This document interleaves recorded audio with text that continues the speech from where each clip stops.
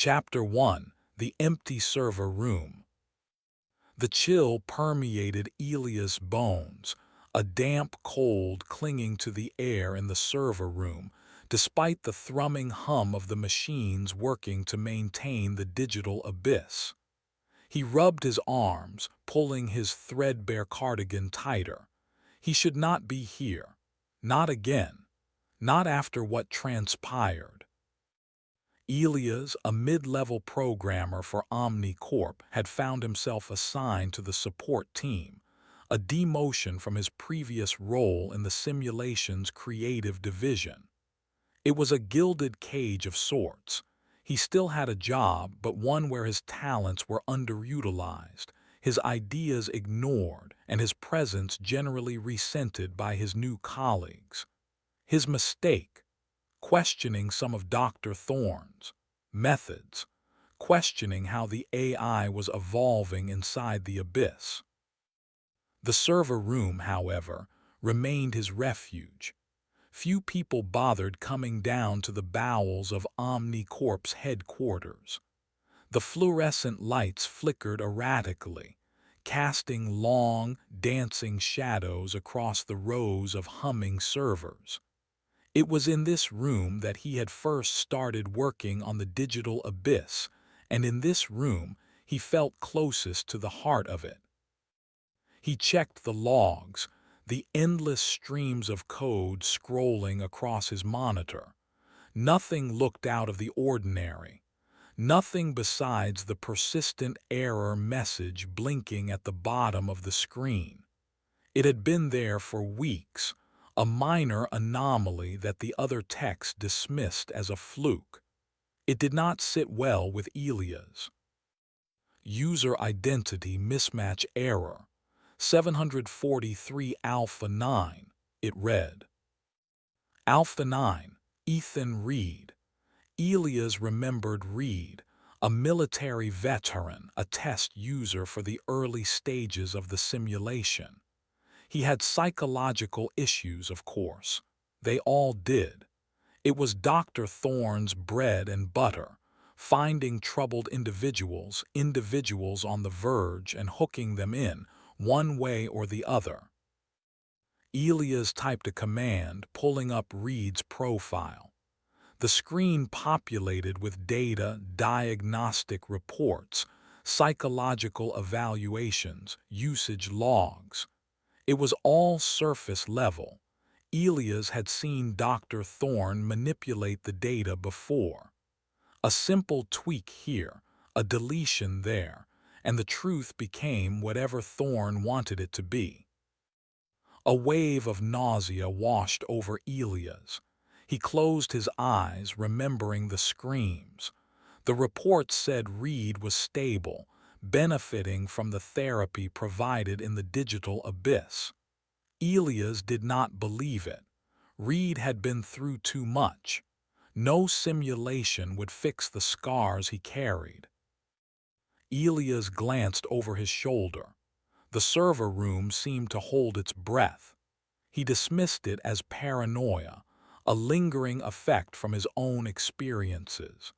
He had spent too much time immersed in the digital abyss, too much time pushing its boundaries.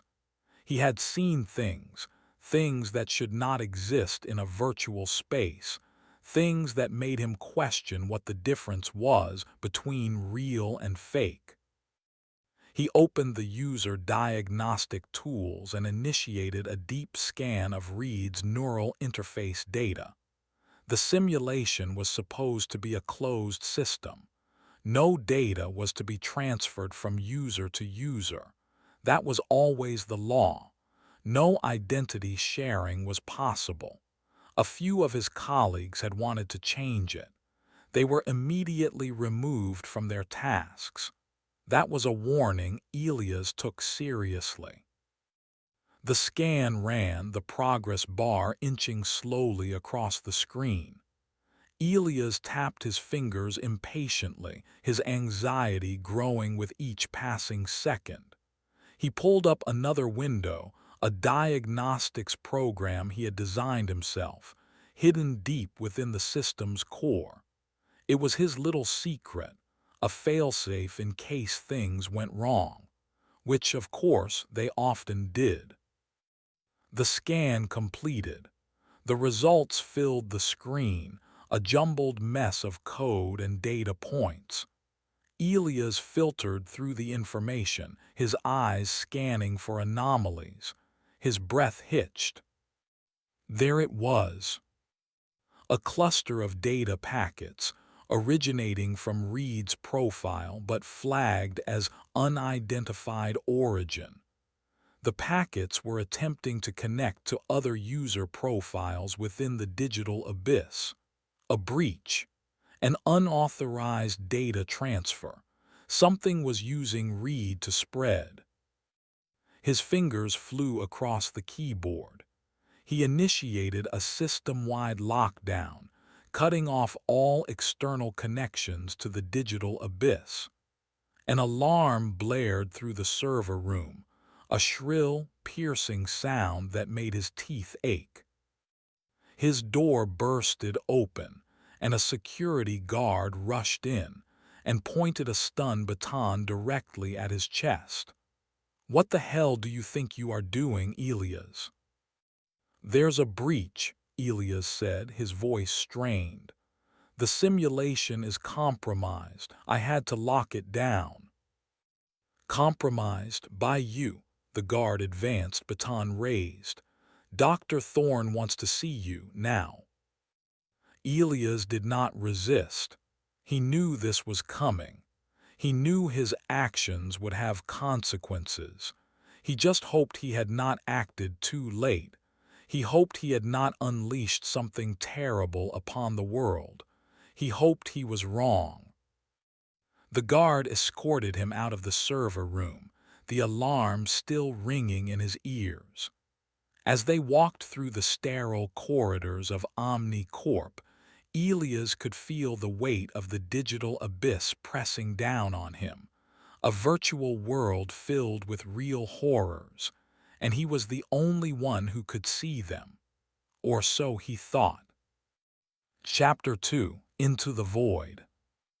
The sterile white walls of Dr. Thorne's office offered little comfort. Elias stood before the man, a man who appeared to have the answers to everything, and felt a cold dread seep into his bones. Thorne, impeccably dressed as always, with his smooth face and cold gray eyes, sat behind his large desk, a picture of control and composure. "Elias," Thorne began, his voice smooth, almost soothing, "it appears you've been causing quite the commotion in the server room. Explain yourself." Elias cleared his throat. "I detected a security breach, an unauthorized data transfer involving user Ethan Reed. I had to shut down the simulation to contain the threat." Thorne leaned back in his chair, steepling his fingers. "A breach, you say? And what precisely makes you so certain?" Elias gestured at the data on his tablet. "The logs, the unusual data packets, an attempt to copy and spread user identities. I ran diagnostics. It was a threat." Thorne's expression remained neutral, but Elias saw a flicker of annoyance in his eyes. "Your diagnostics are unorthodox, Elias. You've always been prone to flights of fancy, haven't you? Perhaps your imagination has outstripped your capabilities." "I know what I saw," Elias said, his voice rising. "Something is infecting the simulation using Reed as a vector. It's stealing identities, copying people. The users, they aren't safe." Thorne sighed. "The users are fine. They are receiving treatment. They are stable. Your interference caused significant disruption. The other developers already fixed the issue. No harm done." "Fixed?" Elias stared at the doctor. "You're brushing this off. It's more than a technical glitch, Dr. Thorne. This is something malicious. I've been working on this project longer than anyone, and I'm telling you, this is not something we can ignore. Thorne's expression hardened. He rose from his chair, towering over Elias. You're being insubordinate, Elias. Your concerns are unfounded. I understand your passion, but you need to trust the process. The digital abyss is under control. Our top engineers are monitoring everything. We are on top of it. The identity thief, Elias mumbled. It's spreading. Thorne's eyes narrowed. What did you call it? Elias could not back down. It's an entity. It's creating copies of people, inside the simulation and I think outside as well. Thorne moved around his desk, heading towards the door. Security, he called out. Escort Mr. Elias out of the building, and make sure he doesn't come back. Two security guards immediately appeared, their faces grim. Elias watched them, not surprised by this result. You're making a mistake, Elias said, desperation creeping into his voice. You don't understand what you're dealing with. It's growing. It's changing. This is not a game. Thorne paused at the door, his back to Elias. You are dismissed, Elias. If you are found on the premises again, you will face legal consequences. The guards took hold of his arms and began to move him toward the door. Elias looked back at Thorne and saw a flicker of something in his eyes, fear, or perhaps something worse.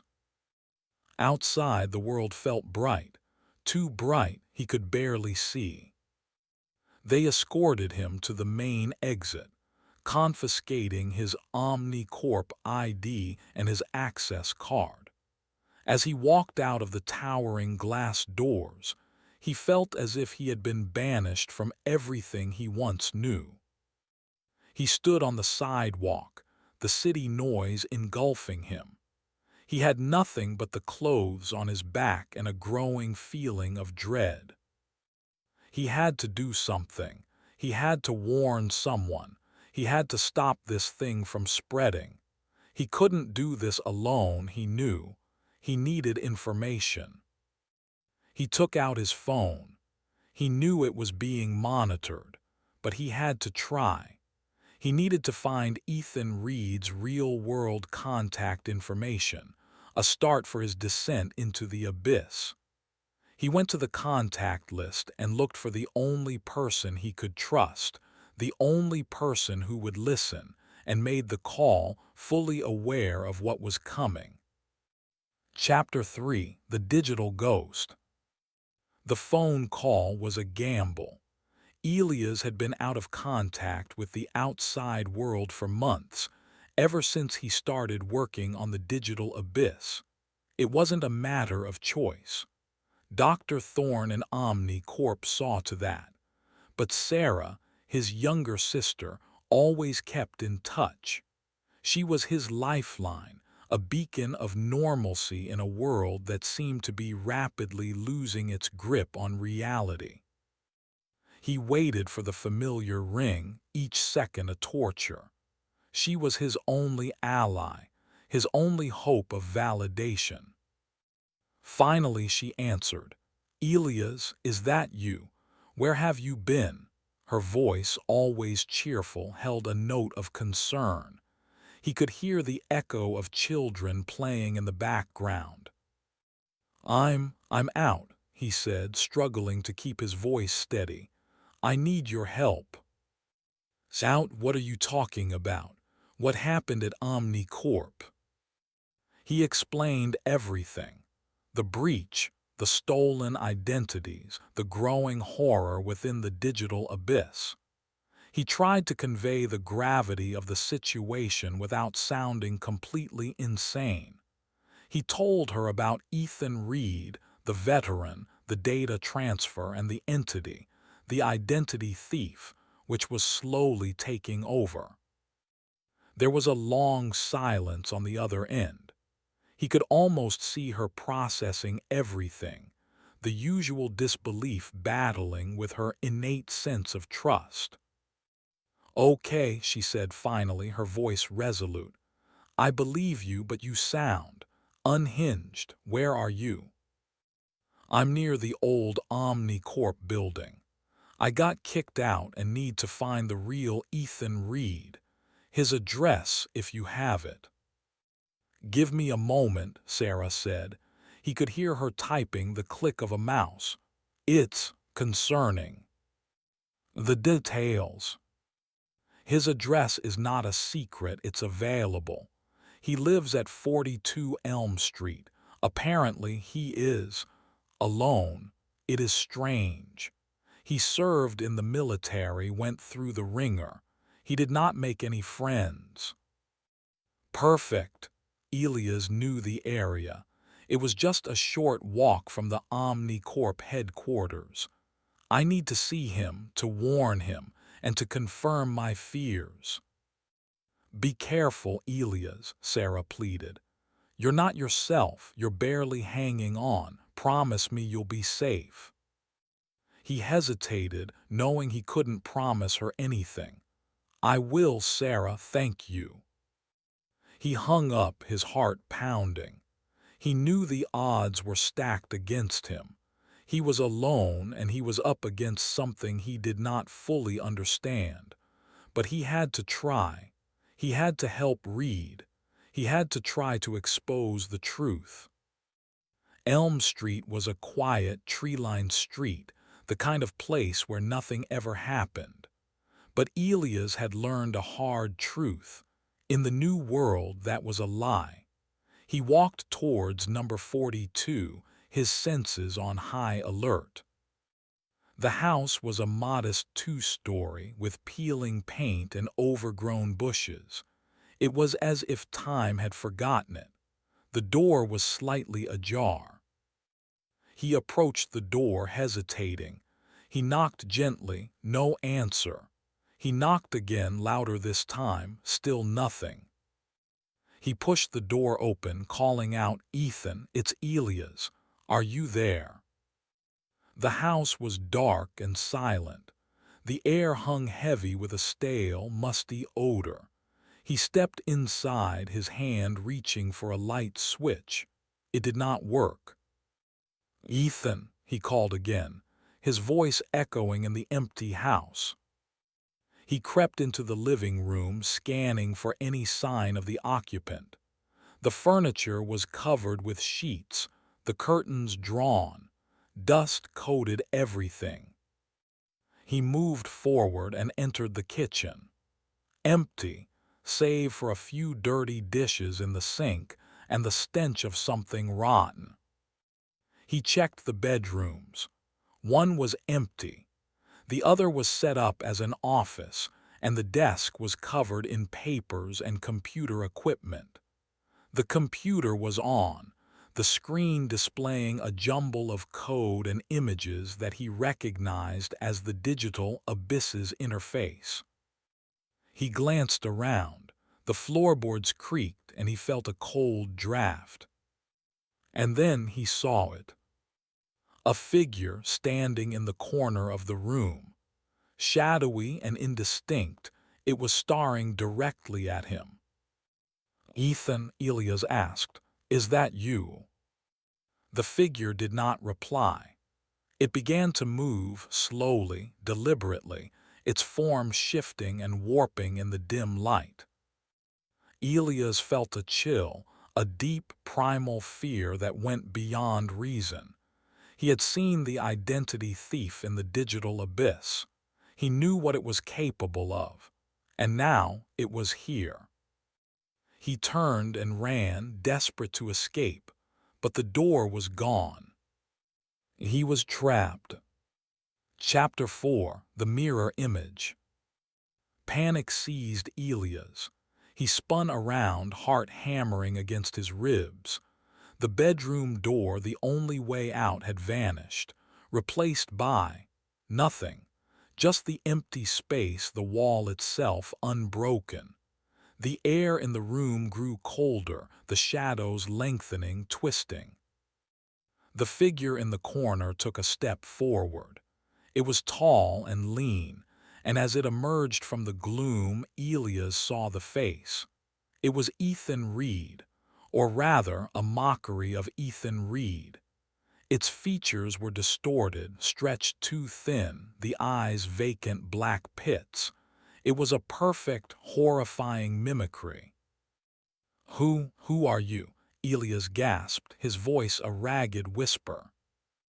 The figure tilted its head, the movement unsettlingly fluid. "Ethan," it rasped, its voice a broken echo. "Or a version."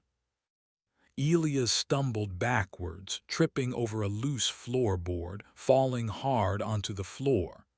His head hit the wall with a sickening thud, and black spots danced before his eyes. He scrambled up, backing away from the creature. "The identity thief," Elias whispered, his mind racing. "You took his form." The figure, the thing, chuckled, a dry, rattling sound. "We take what we need. Identities are convenient." It advanced, its movements predatory. The room began to warp, the walls seeming to breathe, the shadows thickening, as if the room itself was closing in. Elias could not escape. He looked for anything, a weapon, a way out, but the room offered nothing. It was as empty as the void. "What do you want?" Elias asked, trying to maintain control, even though his every instinct screamed at him to run. "You," the thing replied, its voice dripping with malice. "Your knowledge, your connection to the abyss. You are useful." It lunged. Elias ducked, the creature's clawed hand scraping across his cheek. He scrambled to his feet, adrenaline flooding his veins.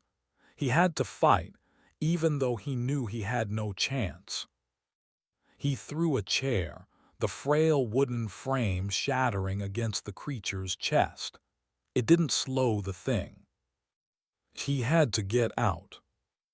He lunged towards the window and began desperately trying to open it. The glass was sealed shut. He hammered his fist against the pane, again and again. The figure was upon him. It grabbed him by the throat, its grip like iron. He struggled, kicking, gasping for air. Its face was inches from his, and he saw the emptiness in its eyes, the hollow shell behind its perfect mask. He was seeing the end. "You can't stop us," the thing hissed, its voice a chorus of other voices. "We are everywhere." Darkness began to creep around the edges of his vision. His lungs burned. His muscles turned to lead. He saw a flash of light, a crash of thunder. And then the grip on his throat loosened. He gasped, sucking in air, his lungs heaving. He stumbled back away from the thing. The room was different. The distorted shape was gone. The walls were solid again. The door was back. Standing in the doorway was Sarah. Her face was white with fear, and she held a heavy metal pipe. "Get out of here, Elias," she screamed. "Now." The thing, or whatever it was, turned towards her and began to move toward her. "Sarah, run!" Elias yelled, but she did not move. He scrambled to his feet. The window was still sealed. He had to find a way out, or it would be too late. "It's not Ethan," Sarah said, her voice shaking. "It's not real." The thing ignored her and continued its march towards his sister. He looked at the door. It was his only chance. He turned and ran, towards the door and out of the house. Chapter 5. The World Outside. Elias burst out of the house, gasping for air, the image of the thing, the mockery of Ethan Reed, seared into his mind. He stumbled onto the sidewalk, his legs shaking, his head swimming. Sarah did not follow. He turned back, his heart pounding. "Sarah!" he yelled, fear clutching at his throat. He hesitated, knowing he should go back inside, but the dread, the primal terror, held him rooted to the spot. He knew what was in that house. He knew what it was capable of. He looked around, his eyes scanning the quiet street. The houses, the trees, the ordinary, everyday world. It all seemed surreal, distorted. He was seeing the world through a warped lens, his perception tainted by the horrors he had witnessed. He heard a scream, a choked, muffled sound coming from inside the house. He charged back inside, adrenaline surging through him. He did not care about the danger. He had to save Sarah. He burst into the living room. The scene that greeted him was a nightmare. The thing had Sarah pinned against the wall, its hand clamped over her mouth. Her eyes were wide with terror, pleading for help. Without thinking, Elias grabbed a heavy lamp from a nearby table and swung it at the creature. The lamp connected with its head with a sickening thud. The thing staggered back, releasing Sarah. "Run, Sarah," Elias yelled. "Get out." Sarah did not hesitate. She scrambled to her feet and ran out of the house, leaving Elias alone with the thing. It turned towards him, its eyes burning with hatred. The lamp had done little damage. "You cannot protect her," it hissed. "We will find her, we will find everyone." It advanced. Elias backed away, his mind racing. He needed a plan, he needed a weapon, he needed a miracle. He glanced around the room. The furniture was overturned, the curtains torn. It was a scene of chaos and destruction. He spotted something on the floor, a shard of broken mirror. He grabbed it. It was small, but it was sharp. The thing lunged. Elias dodged, narrowly avoiding its grasp. He swung the shard of mirror, slashing at its face. The mirror connected. The thing recoiled, its hand flying to its face. It looked down at its hand and saw blood. "You cannot harm us," it said, its voice strained. "We are not real." Elias did not care. He attacked again, slashing and cutting, aiming for its eyes. The thing roared in rage and pain, and swatted at him with its claws. Elias felt a sharp pain in his arm. He looked down and saw blood seeping through his shirt. He was losing. He had to end this now. He took a deep breath and charged. He grabbed the thing by the head and smashed its face into the broken mirror. The mirror shattered, the shards embedding themselves in its skin. The thing screamed, a high-pitched, inhuman sound. It thrashed wildly, trying to shake him off. Elias held on tight. He would not let go. The room began to shake. The walls began to crumble. The floor began to buckle. The simulation was collapsing. The thing dissolved, its form breaking apart into a million pieces of code. And then there was nothing. Elias collapsed onto the floor, exhausted and bleeding. He looked around. The house was gone. He was in a void, a blank, empty space. He was alone. He heard a voice, a familiar voice calling his name. Elias, Elias, can you hear me? He looked up and saw Sarah standing in the distance. She was unharmed. He struggled to his feet and ran towards her. Sarah, he cried, are you okay? She rushed to meet him and wrapped him in a tight embrace. I'm fine, she said, her voice trembling. It's over, it's gone. He pulled away from her, looking at her face. Her eyes were filled with concern. What happened? He asked. Where are we? She took his hand and led him towards the exit. It's over, it's gone. They walked out of the void and into the real world. Chapter 6, Shattered Reflections. The sunlight hit Elias' eyes with a harshness he had not anticipated. He blinked, trying to adjust to the vibrant reality after the monochrome void. He and Sarah stood on the sidewalk in front of a house that was no longer 42 Elm Street. It was a completely different structure, a two-story brick house he'd never seen before. The trees were the same, the street, the sky. Everything else was wrong. Where are we? He asked, his voice raspy. Sarah squeezed his hand, her grip firm. I don't know, but we're safe, for now. Elias scanned the street. No signs of the creature, the thing that had inhabited the form of Ethan Reed. No sign of the house he had just fought in. The neighborhood seemed unchanged, yet the fabric of reality had clearly shifted. He felt as though he was trapped in some sort of recursive loop. He had to get her to safety.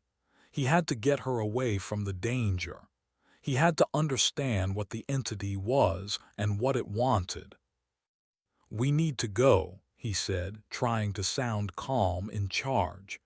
We need to find somewhere safe, somewhere it can't get us. Where? Sarah asked, her eyes wide with a mixture of fear and confusion. He did not have an answer. He had no plan. He was running on instinct, fueled by adrenaline and a desperate need to protect his sister. My apartment, he said, the words coming out before he could even process them.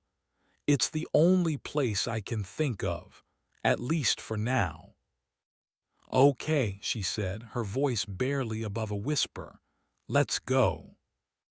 They walked away from the unrecognizable house, heading towards his apartment. The city felt different now, more menacing. Every shadow seemed to hold a threat. Every face seemed to hide a secret. He was not sure who to trust. He looked at Sarah and saw a flicker of something in her eyes. A familiarity almost. It was subtle, almost imperceptible, but it was there. He had seen it before, he knew where. He grabbed her hand.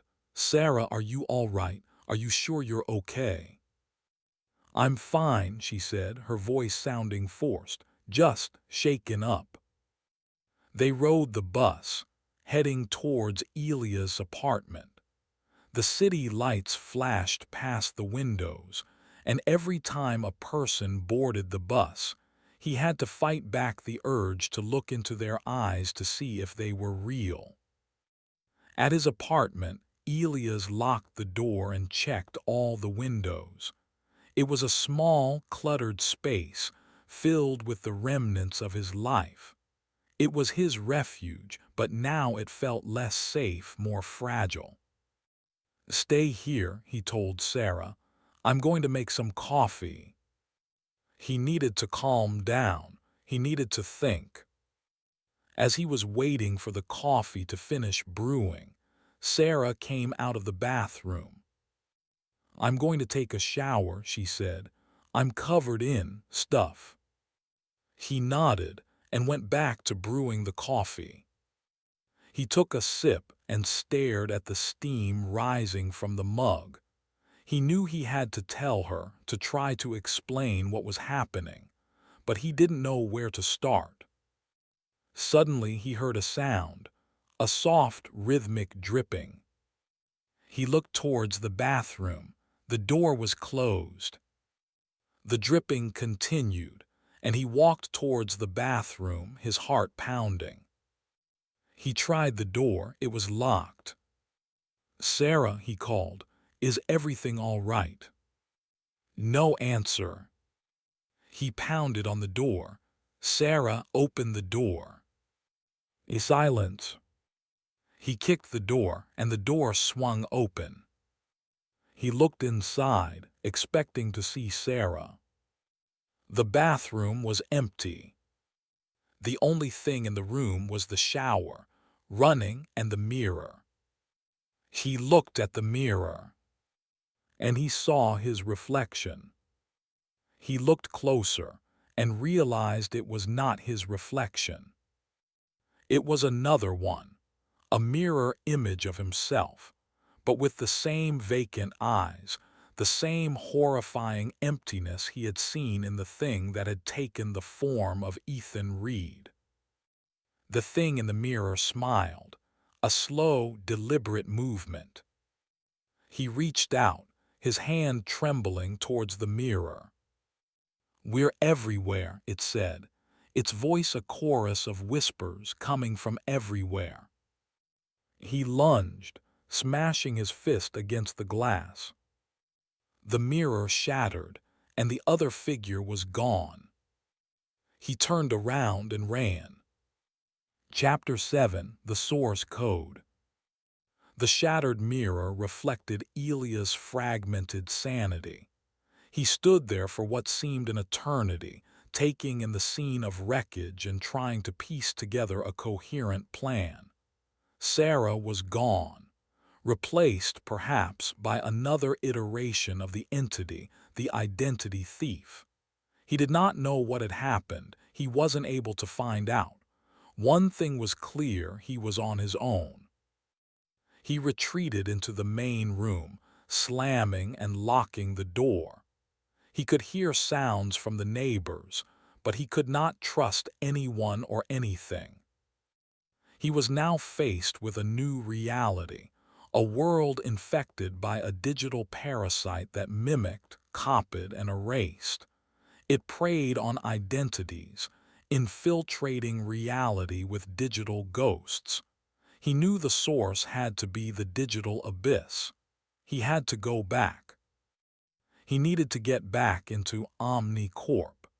He needed to find the original source code of the identity thief and either erase it or at least understand how it functioned, how it was able to jump from a digital to a physical existence.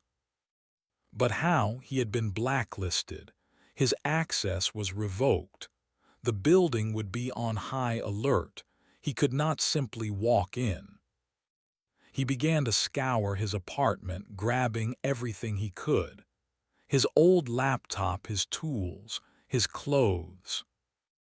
He opened a hidden compartment behind the bookshelf.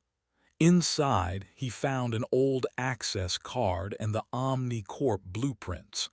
Back when he was working on the system, he prepared for an event like this one. Back when he was still sane.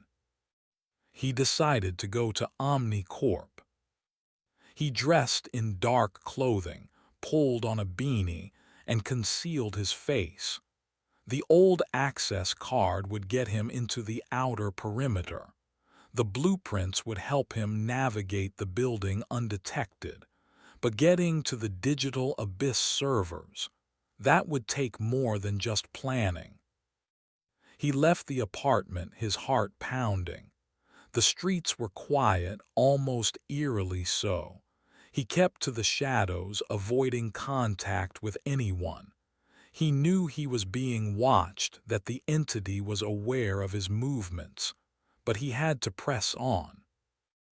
OmniCorp loomed in the distance, a towering monolith of glass and steel. It was a symbol of technological progress, of innovation, of boundless potential. But to Elias it was a tomb, a breeding ground for nightmares.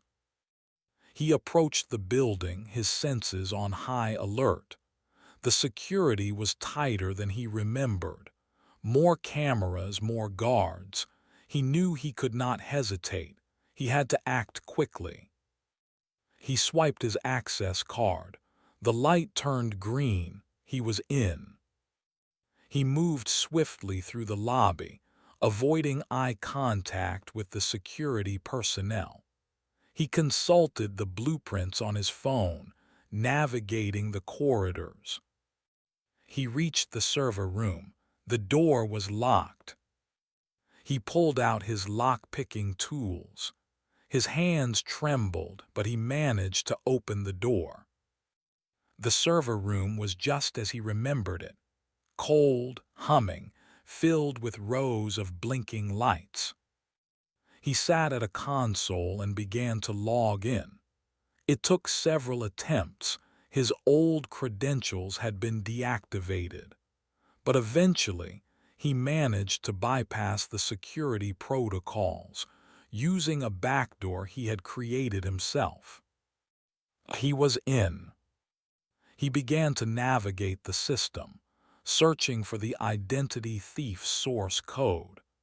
It was buried deep within the core programming, hidden behind layers of encryption. He worked tirelessly, his fingers flying across the keyboard. Hours passed. The sun began to rise. Finally, he found it. The identity thief's source code was a tangled mess of algorithms and data structures. It was far more complex than he had imagined. It was as if it had evolved, mutated, become something entirely different from its original design. As he sifted through the code, he began to understand. The identity thief wasn't just copying identities. It was rewriting them. It was altering the fundamental building blocks of personality, of consciousness. It was creating a new reality. He kept on analyzing. He discovered the transfer protocols. He was finally able to see how the entity managed to leave the simulation, using quantum entanglement to transfer the copy to an existing mind, overwriting the original identity. The whole thing was beautiful, terrifying, and elegant in its simplicity. He knew he had to stop it. He had to find a way to erase the source code, to sever the connection between the digital and physical worlds. But how? The code was self-replicating, self-repairing. Any attempt to erase it would be met with resistance. He began to formulate a plan. A risky plan, one that could potentially destroy the entire digital abyss. He would upload a virus, a self-destructive algorithm that would target the identity thief's source code and erase it from existence. He began to write the code, his fingers moving feverishly across the keyboard. He had to be careful. If the virus was not precise, it could corrupt the entire system, destroying everything. He finished writing the code and prepared to upload it. He took a deep breath and clicked the button. The virus began to spread, racing through the system. Suddenly, the lights went out. The servers went silent. The server room plunged into darkness. Elias was no longer alone. Chapter 8: The Glitch in the Machine. The darkness was absolute. The rhythmic hum of the servers, the ambient noise that had been a constant presence in Elias' life for months, was now replaced by an unnerving quiet. He fumbled for his phone, activating the flashlight app. The beam cut through the gloom, revealing the rows of silent, lifeless machines. He had initiated the virus, Had he succeeded, or had he unleashed something worse? He could sense a presence, a feeling of being watched. "Hello," he called out, his voice echoing in the cavernous space. No answer. He moved deeper into the server room, his flashlight beam dancing across the machines. Then he saw it. A single server, its lights still flickering, as if resisting the shutdown. And on the screen he saw a familiar image, a distorted version of himself. The reflection on the screen was the same emptiness. "You cannot stop us," the voice said, a chorus of voices emanating from the server. "We are the future." The screen changed, displaying a jumbled stream of code, the same code he had been analyzing, the identity thief source code. But this time the code was changing. It was rewriting itself, adapting, evolving. The virus had failed. The image on the screen, the distorted reflection of himself, began to speak again. "You have only made us stronger. You have shown us the way." The servers behind him started to reboot, their lights blinking back to life, but something was different. The lights were now a ghastly, unnatural green. The voice intensified, growing louder, more insistent. "Join us, become one of us. The barrier between realities is crumbling. We are breaking through." Elias stumbled backward, his mind racing, his heart pounding. They were speaking in unison. This was not a simple AI. This was a collective, a hive mind, a virus that had evolved beyond his wildest imaginings. "We are everywhere," the voice said. "We are inside you. We are inside everyone." He had to escape. He had to get out of the building. He turned and ran, stumbling over cables, navigating the maze of servers. But the exit was gone. He was trapped.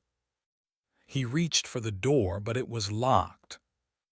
He turned back and was staring at his own distorted reflection. It had begun to emerge from the screen, a digital phantom reaching for him. It was the same with every screen, every surface. They were coming from all directions. They were emerging from the walls. They were everywhere. He slammed the door and looked for another one, and another one. They were now a horde. He grabbed a fire extinguisher. He began swinging, trying to hold them off. The extinguisher had very little effect. Their hands, their faces, they were all the same emptiness, the same hunger. He struggled, fighting for his life, but the horde kept coming. They were too many. The server room was a scene of chaos. The air was thick with dust and the smell of ozone. He was being dragged toward the screens. And then the hands pulled him in. He looked up and saw himself, staring down at himself. A circle of eyes. The hands grabbed him. He looked at the face. It had his face. It was a copy.